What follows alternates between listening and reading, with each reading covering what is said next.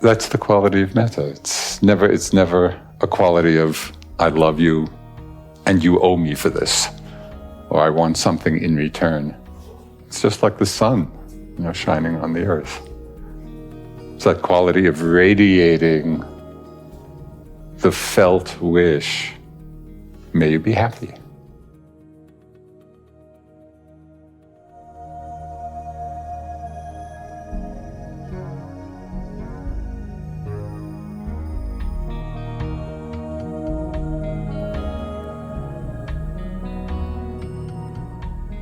Welcome to the Joseph Goldstein Insight Hour.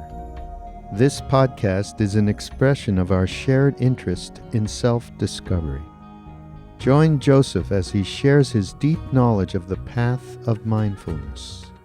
If you are interested in supporting this podcast, please go to BeHereNowNetwork.com/Joseph.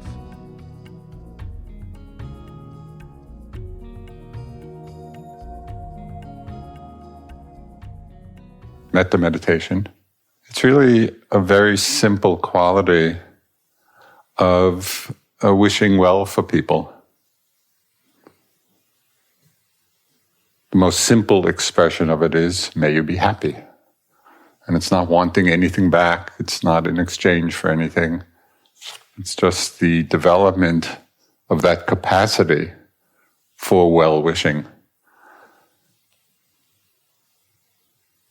And it has a lot of different nuances in terms of the feeling.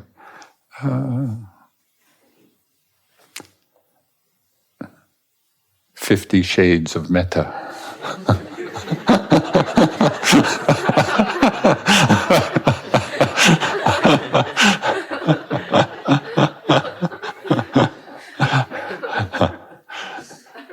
It was more about the 50.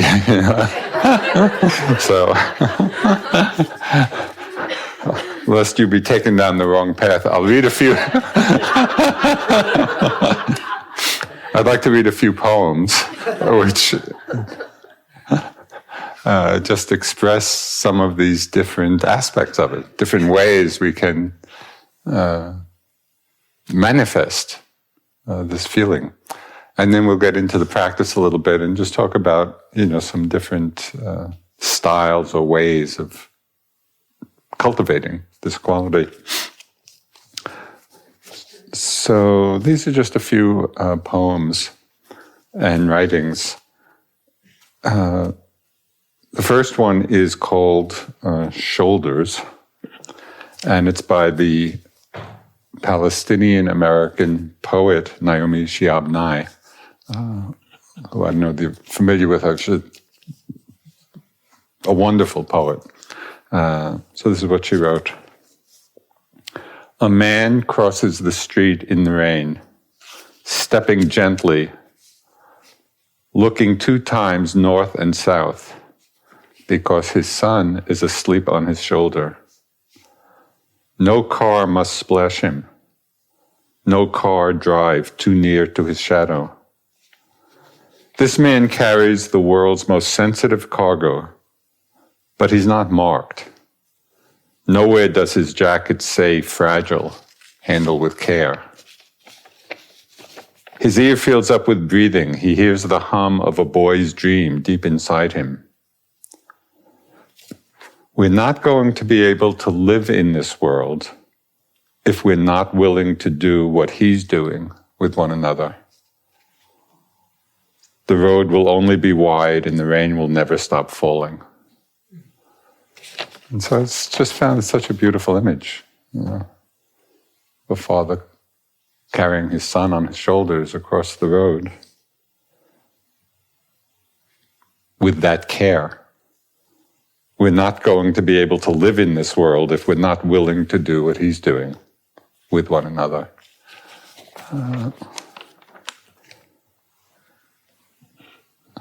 So sometimes just simple images can evoke the quality of metta within us. And so we just, either a poem or an image of someone or is a way of calling forth that feeling within us. This was written This is an informal rendition of a poem by the Persian poet Hafez, created by Daniel Ladinsky. And the title of it is "The Sun Never Says." Even after all this time, the sun never says to the earth, "You owe me." Look what happens with a love like that. It lights the whole sky. And that's the quality of metta. It's never a quality of "I love you and you owe me for this," or "I want something in return." It's just like the sun, shining on the earth. It's that quality of radiating the felt wish, "May you be happy." I love the practice and the discussion of this because it's about a feeling that at the same time is incredibly simple. It's not complicated and so profound in terms of how it affects how we are in the world. So this is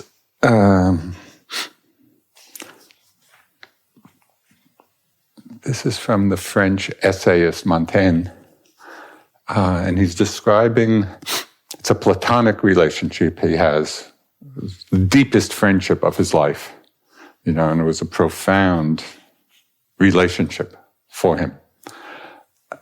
And the way he expressed it, again, I think it captures just another shade of metta.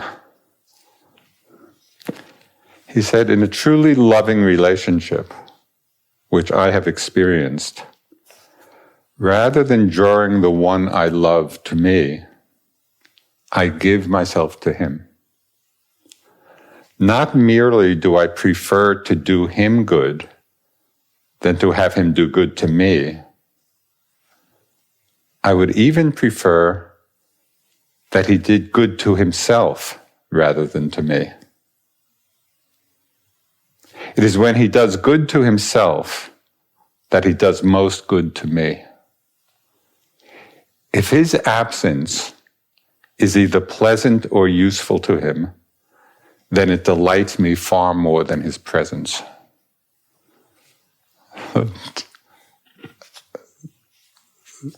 To me, that just captures the completely selfless quality of metta. That it's really about the happiness of the other person. And that's what we're wishing for. And so that last line, if that other person's absence, is pleasant or useful, that gives me more happiness than his presence would be for me. And so, do you see the beauty of that? It's really selfless. We're not in it for what we're getting. And so the last one I want to read is, a wonderful poem by Galway Connell. It's called St. Francis and the Sow. And this is just part of the poem. It's the first stanza. "The bud stands for all things, even for those things that don't flower. For everything flowers from within of self-blessing. Though sometimes it is necessary to reteach a thing its loveliness, to put a hand on its brow of the flower and retell it in words and in touch, it is lovely, until it flowers again from within of self-blessing." So really in our metta practice, that's what we're doing. We're reteaching a thing, whether it's ourselves or other people. We're reteaching each one of us its loveliness. That's the power of metta and the effect of metta. until it flowers again from within of self-blessing. So all of these, the father carrying son with tremendous care across the road. The understanding that the sun shines on all of us without any expectation. There's no I owe you or you owe me. And Montaigne's understanding that in this feeling, it's really about the happiness of the other person. It's not for something we get back. And that's what we get back, is the happiness that comes from that feeling. And the understanding that it really does reteach us all loveliness. So these are all aspects, of metta. So as Jill mentioned, I think yesterday, there are many ways. There are many ways of practicing this. There are two main purposes for doing metta meditation, or aspirations with regard to it. One is metta or loving kindness can be used as a vehicle for developing concentration. So not only for the metta quality itself, but it is a technique or a method for developing strong concentration, even to the point of absorption or jhana. So there's a very specific technique or techniques for that. The other purpose or aspiration with regard to its practice is not so much for deepening concentration, although it will have that effect to some extent, but it's more the aspiration as we do the practice, just in a more general way, to cultivate that capacity in ourselves for metta, for caring, for loving kindness. So it's not so interested, or the main objective is not so much that absorption, but rather just to fill the heart with that feeling and to be able to express it in the many ways we do. So in this second understanding or way of practicing it, which is what we're doing here, you can be very creative. We'll give some suggestions, for how to practice it, but in terms of the language one uses, the phrases one uses, how it's done, we'll offer, variety of approaches. And just as you sit and practice it, experiment a little and see what resonates the most, what connects to you the most to this practice.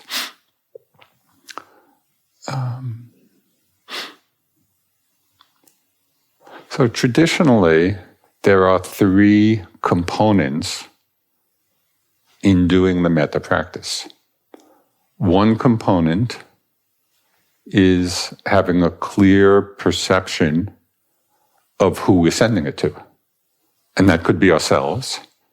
It could be, in the traditional list of people, it would be, a great benefactor for whom it's very easy to feel metta, or a good friend, or a neutral person, somebody we don't have many feelings for one way or another, or a difficult person, or all beings. So there are many different categories, of beings that we can be directing the metta towards.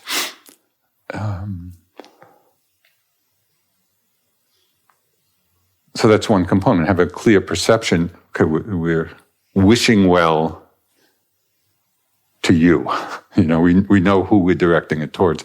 And again, it can go from ourselves through all these individuals to all beings.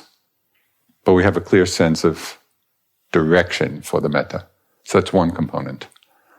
The second component is the support for the feeling, which are different phrases that we actually repeat in our practice. So it almost becomes like a mantra of loving kindness. We settle on some phrases that express our wish, our kind wish, and we're repeating those phrases, concentrating on the meaning, directing it towards the image or the sense of the person. So the phrases themselves become a vehicle for cultivating the feeling. And the phrases, as I think Jill mentioned, there's a lot of creativity in finding those phrases that express it in a way that you resonate with. May you be happy. May you be peaceful. May you live at ease. May you live in safety. So in a way, it's finding 2, 3, or 4 phrases of things that you would most wish for yourself. In your life, what is most meaningful for you in terms of what you would wish for yourself? Because when you connect with those particular expressions, you'll be most connected to the wish for others. Because you feel it in yourself. Yes, just as I want to be happy, so may you be happy. Just as I want to live in safety, so may you live in safety. Just as I want to be free, so may you be free. So this is the second component of the whole practice. The first is who we're sending it to. The second are the phrases that we use to express this wish of care and kindness. And the third aspect is the actual feeling. The emotional feeling of loving kindness, of care, of whatever words resonate with you. It's that feeling of wishing well.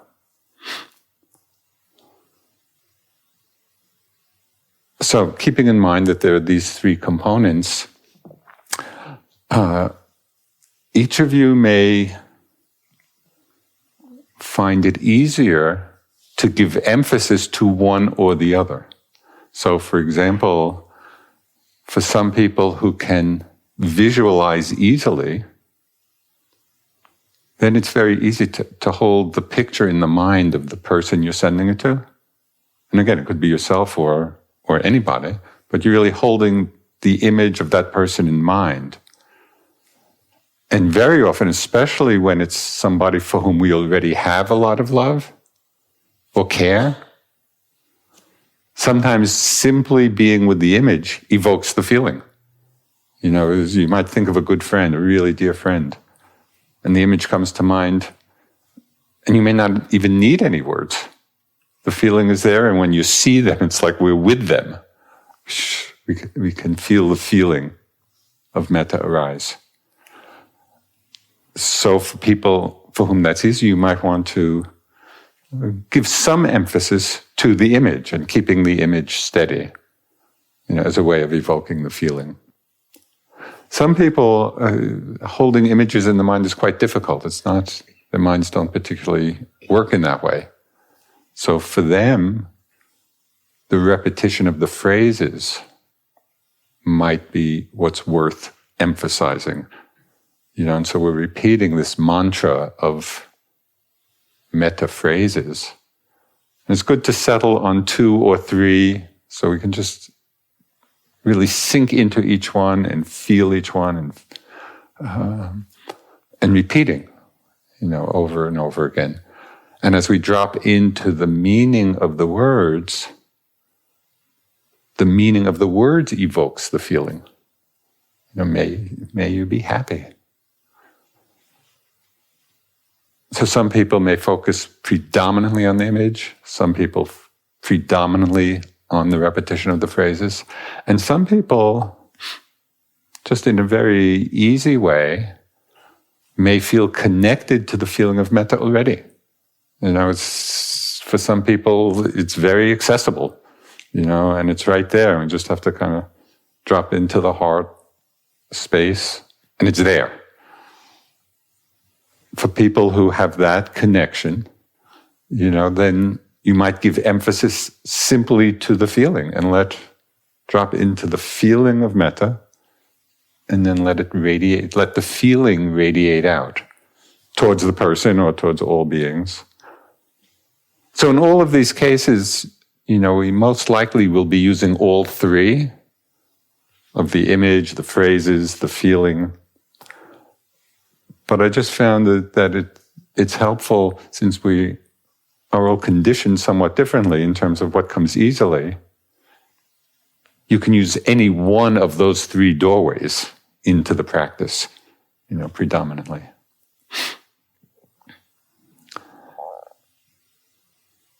Okay, one last little thing before we just drop into a little time of practice.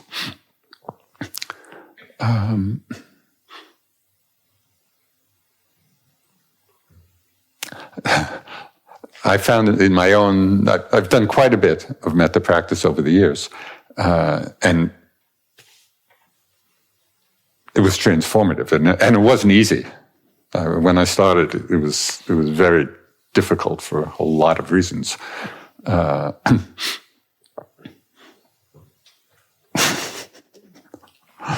Sometimes it was just because of an aberrant understanding of the practice. So at one time I was doing intensive metta practice, for a couple of months at a time, intensively. And for about a week or so, I had this crazy idea that the faster I said the phrases, the more metta would come. I didn't know where that came from. So I was in Burma at the time. So I don't know, there was a whole week, but it was more than a few days. Maybe happy, maybe fake. I was just revving the whole thing up. It was ridiculous. So it took me a little while to realize this is not the way. So like any other practice, for some people, it's just really easy from the beginning. And for other people, for whatever reason, it's challenging in the beginning. It doesn't matter. The practice itself, as you do it and continue, is deeply transforming. It really changes how we are in relationship to the world and other beings. So just in terms of a little technique that came as I was doing the practice, I realized that one way was actually to have the feeling and the words be directed towards whoever, whether myself or other beings. So it was like that. And then at a certain point, I just played with a different perspective.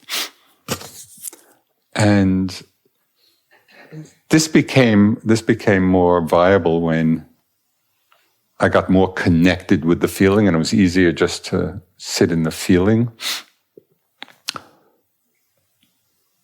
And so after you do the practice in whatever way, and you really are connected, yes, you just have this feeling of wishing well. So that becomes like a field, just a field of metta. And then I would simply imagine, have different people walk through the field. So I wasn't kind of directing it out. I was just sitting, creating the field, and then, friends would walk through, and difficult people would walk through, and it was lovely, because then it was much less the feeling of me sending metta to you. Right? It was just creating that feeling field, and then basically inviting everybody into it.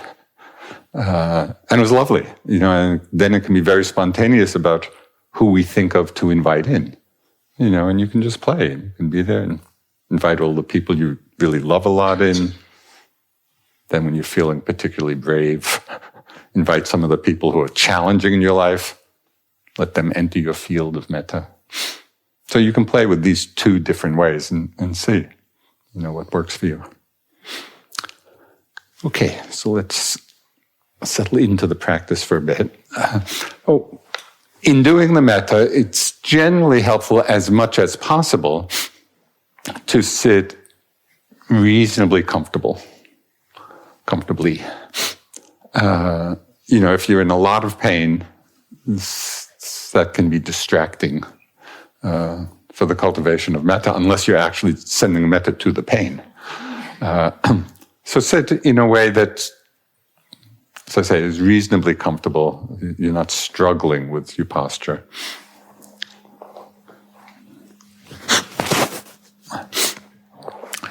And I find it helpful to just let the attention settle in the area of the heart center, the area in the center of the chest.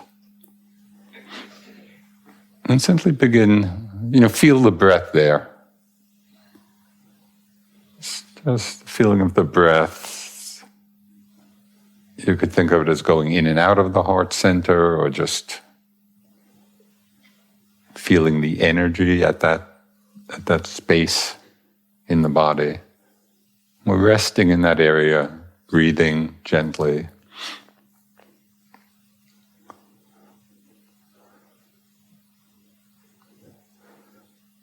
Then call to mind somebody for whom you have a natural feeling of love, of friendliness, or care. I suggest you pick an uncomplicated relationship. Just somebody where it's very simple and easy. You think of them and you feel good. You think of them and you want them to be happy. So just call them to mind and play with the image. See if you can hold the image, and maybe it'll be steady and maybe it'll be flickering, however it is, but you have a clear sense of who you're sending the metta towards. And then pick a few phrases of what you would most wish for yourself. And you might even spend the first minute or two with the linking phrase, just as I, whatever, just as I want to be happy, so may you be happy. Just as I want to be peaceful, so may you be peaceful.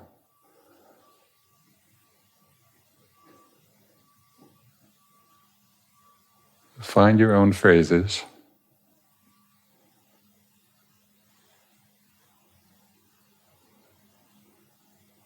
Don't rush through them. Connect the meaning with the person.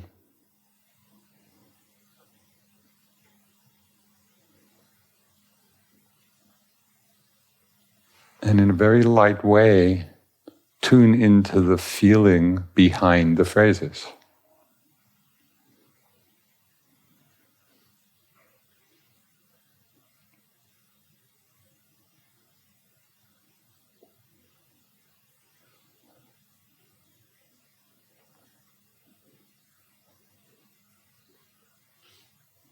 Keeping the person in mind as an image of the person, or just somehow the felt sense of the person.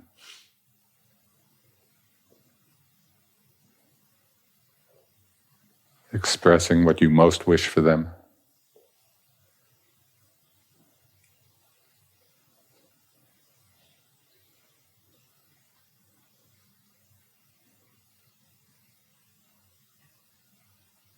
And notice what it feels like when you're most connected with that loving wish.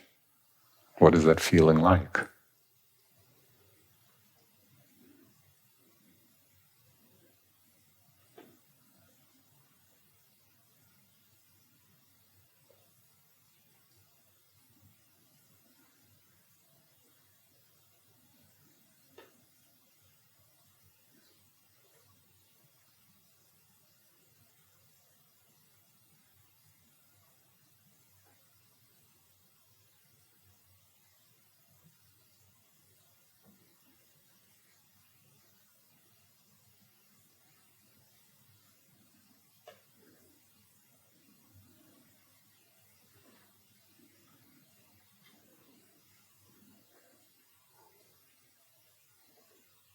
Let either the image or the phrases be your anchor.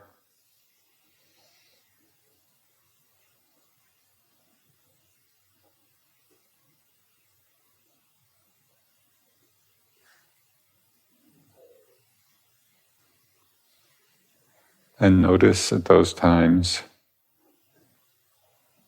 when they evoke a particular noticeable feeling of well-wishing.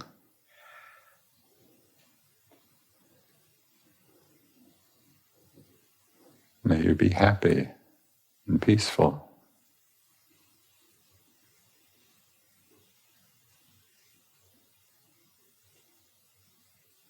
May you live in safety and live with ease.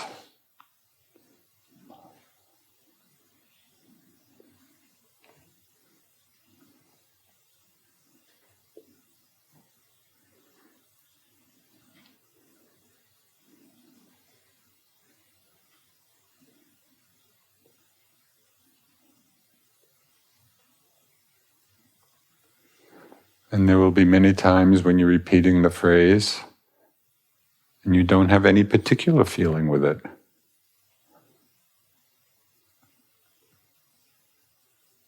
That does not mean that you're devoid of metta. And so just keep with the phrases, keep with the image. Sometimes the feeling is stronger, sometimes it's weaker, sometimes it's not even noticeable. Or just keep going with the phrases, with the sense of the person. And then sometimes with a particular phrase, we do have a noticeable feeling, oh, yeah, this is what goodwill is. This is what metta is.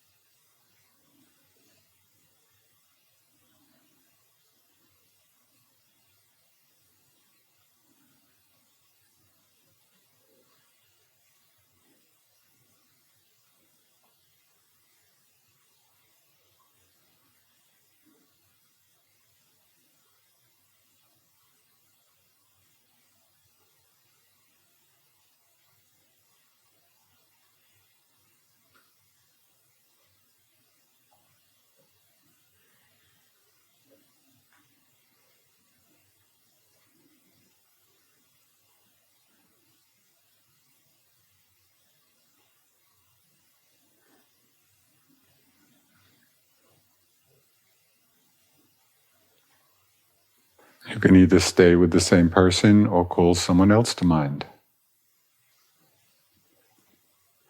Surrounding them with the feeling of loving care.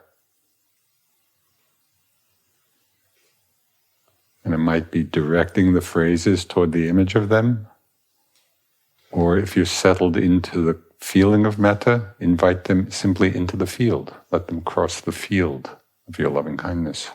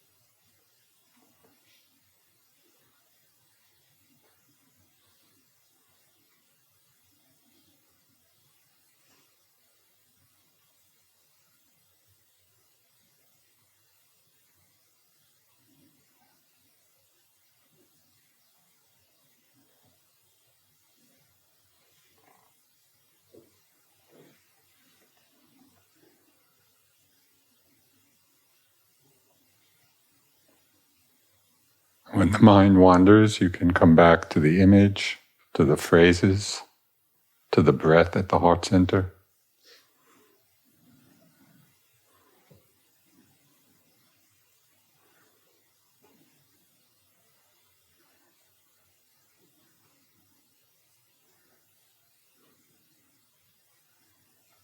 Sometimes it is necessary to reteach a thing its loveliness.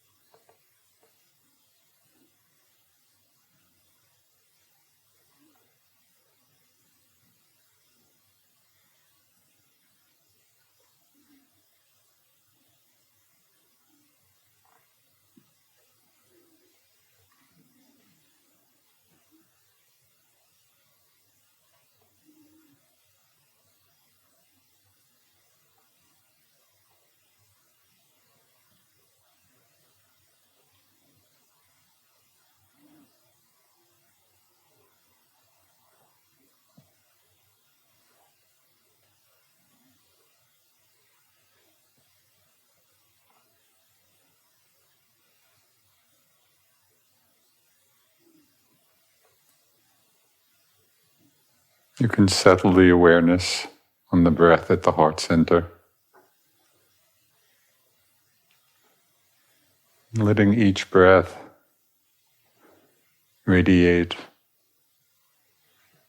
the unspoken wish of loving care, sending each breath out into the world.